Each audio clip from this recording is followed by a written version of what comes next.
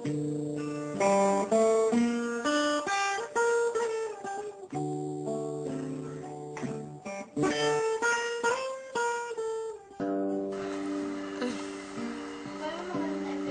araw ng Disyembre, ang Maportabo ay hirap na hirap sa pagsasalungat sa agos ng Ilog Pasig. At ng araw ding iyon, ay napag-uusapan nila ang maaaring mag-isolusyon sa suliranin na hinaharap ng Maportabo. Nag-uusap-usap sila Pari Salvi, Doña Victorina, Don Custodio at Simeon tungkol sa diferensya sa lawa ng lupain ng Indio. Napag-isip-isip ni Simeon ang solusyon sa suliranin sa lawa ng uukay ng isang malalim na kanal mula sa bunganga ng Ilog Pasig hanggang sa labasan ng maglalayo sa Maynila. Sumang-ayon si Benzaib, ngunit si Don Custodio ay nangangamba dahil baka magkaroon ng himagsikan sa gagawing paraan ni Simon. Nakita ni Simon si Pari Sibila na bumubulong at ito ay tungkol sa isang Indiyong Ingles at lahat sila ay bigla napatingin. Si Basilio, ng lisanin ang San Diego, ay nampon ni Kapitan Tiago sa tulong ng umumpon ay nakapag-aral ng medisina ang binata. Hindi kinaligtaan ni Basilio na dalawin ang libingan ng ina. Sa tuwing uuwi siya sa San Diego, hindi inaasama makakatagpo niya ito. Si Simon naman naguhukay na kilala niya itong si Ibarra. Pinagkamalan ni Basilio si Simon na siya si Ibarra na ito'y tinanggihan naman ni Simon. Ngunit umamin naman si Simon na tama ang hinala ni Basilio na siya si Ibarra. Ngayon, alam na ni Basilio ang lihim ni Simon, kaya't balak niya itong patayin at ito'y tinutukan niya ng baril. Ay masipan sa kanilang kolehiyo ni Padre Valerio. Sa tanawan siya ay pinalagay na isa sa pinakamagagaling sa Latin. Magaling makipagtalo at umiwas sa magusod na suliranin. Masaya ka bang mabuti penitente? Ganon, at ikaw? Masayang masaya. Inanyayahan ako ng kura sa Tiani upang magbakasyon sa kanilang bayan. Alam mo bang napakaraming magagandang dalaga ron? Dahil lang sa mga babae kaya ka nagkakaganyan. Maiba ako. Anong ginawa niyo kahapon? Kahapon ay walang klase, nakaligtaan mo ba? Bago pala akong makalimot, tayo ay may ambagan at ako ang naatasang maningil. At para saan yun? Ano pa, para kay Pari Baltasar. At sino si Pari Baltasar? Ikaw ay makakalimutin, Ginoo. Si Pari Baltasar ay isang Dominiko. Ikaw ang nakakalimot, kaibigan. Hindi mo ba alam, nakaligtaan ako, lumiban ako sa klase ng isang linggo. Abay, oo nga pala.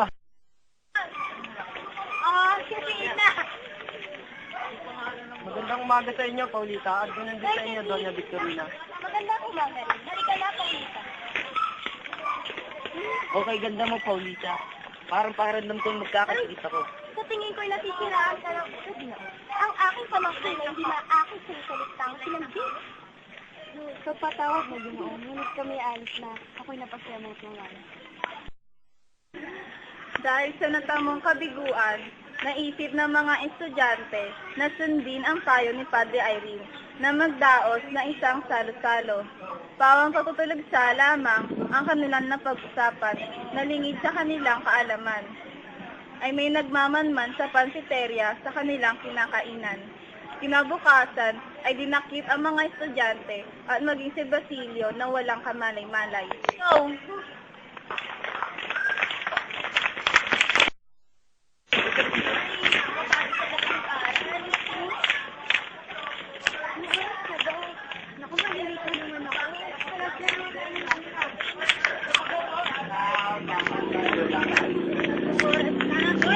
Paul.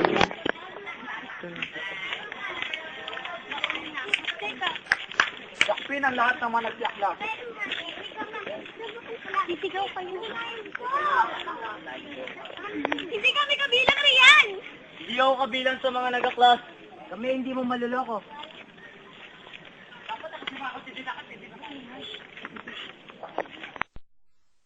Maraming salamat po, kami mauuna na. Tayo po ay mga bata, hindi na po ito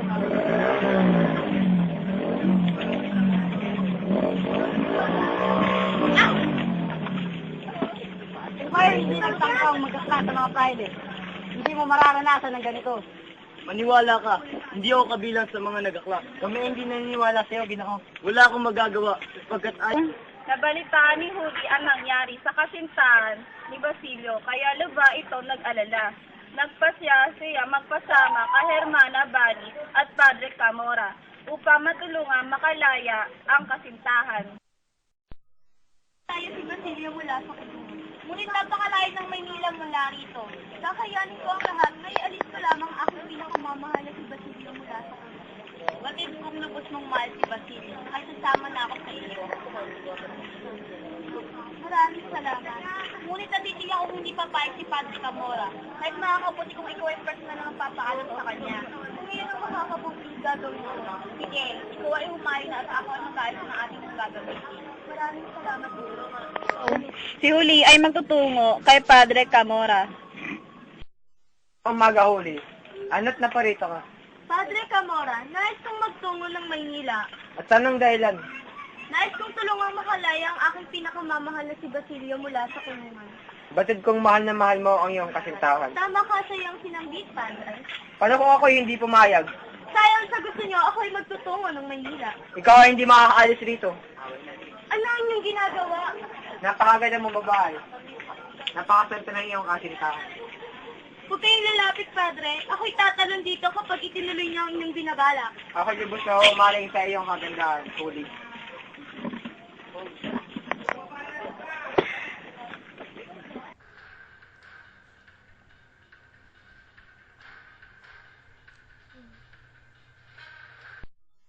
Sa kusang pagpapakulong ni Isagani, biglang pakikiisa sa mga estudyanteng nagakip si Paulita, ang kasintahan ng binata ay nakipagtalusira sa kanya. Sinamantala ito ni Simon upang maipagkasundo niya ipakasal si Paulito kay Juanita, na anak ng kasosyo niyang si Don Timoteo Pelaez, at upang may sa katuparan ang balak na pagiganti na bili ni Don Timoteo ang bahay ni Kapitan Tiago kung saan dadausin ang kasal ni na Paulita sa tulong ni Simon ay makalayo si Basilio. Ako'y nagpapasalamat sa iyo, Ginoong Simon. Wala nga naman, Ginoo. May nais akong sabihin. At ukol saan? Ako'y handa na sa inyong makipagtulungan. Buti kung ganun. Kung paanong paraan tayo lalaban, batid kung mapanganib ang ating gagawin. Sa nalalapit na kasal ni Paulito at Juanito natin isasagawa ang ating plano. Ngunit sa paanong paraan? Nakikita mo ba ang lamparang ito? Ito'y naglalaman ng boga. Ngunit Ginoo, Basilio, huwag mo na akong tutulan. Maraming tao ang mapapahamak. Iwakti mo lang sa iyong isip. Ang nais ko lamang ay mapagiganti. Ginoong Simon, Basilio, huwag mo nang, kung gusto mo talaga mapagtulungan sa akin, huwag mo nang tutulan ang aking gagawin. Oh! Pinalulungkot ko ang pangyayari ko sa dali. Ikaw malungkot sa aking masaya para hindi mo ako madadaya. Batid ko'y malungkot ka. Maniwala ka, ako'y masaya para kay Paulita. Kung gayo'y, sumama ka sa akin. Ngunit saan tayo magtutulog? Malayo mula rito. Una ka na lamang muna. Nais ko muna makarito. Ngunit isa dani, ikaw'y mapapahama. Mapapahama? Nakikita mo yung lampara. Lampara? Yun ay naglalaman ng bomba. Bomba? Tama ang iyong narinig. At anong mga oras mula ngayon, yan ay kasabog. Huwag kang manakot. Ako hindi nagsisinda. Nais mo lamang ako yung mayroon ko sa magkakasipin ako sa kasalang iyan. Ako'y nagsasabi ng totoo. Kaya kung ayaw mo madamay, umalis ka na rito. Hindi, dito lamang ako. Kaya aking binalaan na. Kaya kung ayaw mo matawi ang buhay, umalis ka sa akin.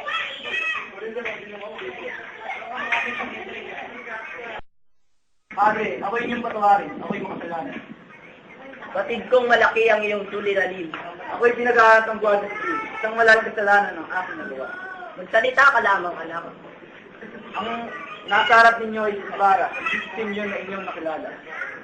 Totoo ba ang iyong sinambit? Ako'y nagsasabi ng totoo. Nais mo bang ipabatid na tama kayo, Padre? Nais kong makapagganti kaya ako'y nagawa yun. Diyos ko, anak, alam mo bang nais ipapatay? Patid ko lahat yon, Padre. Kaya, iiwan ko sa inyong isang ako ng alaas. At saan ka magtutungo? Kung nais nila akong paslangin, ako na mismo kikitil sa akin buhay. Magunod dili ka! Wad!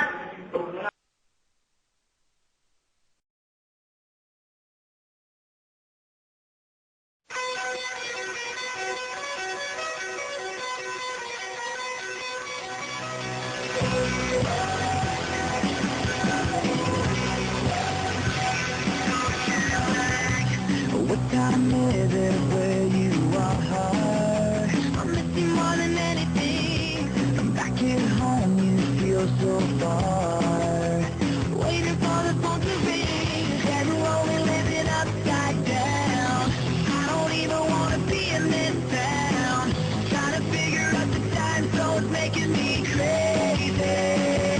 You say good morning when it's midnight, going out of my head, alone in this bed. I wake up to the sunset, and it's driving me mad. I miss you so bad, and my heart is so jet lag.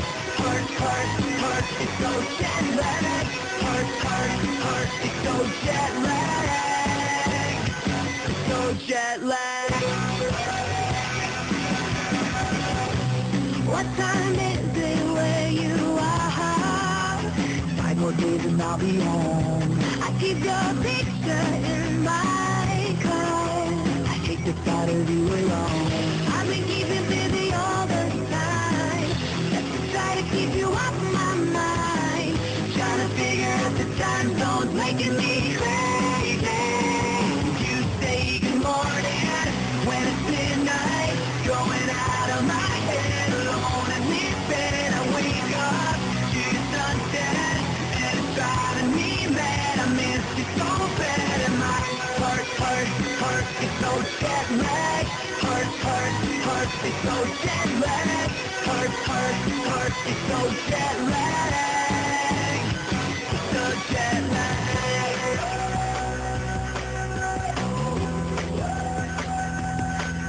I miss you so bad. I miss you so bad. I miss you so bad. I miss you so bad. I miss you so bad. One day alright. I miss you so bad. See the same sunrise. So bad. Tell me how I am back to when you were holding me.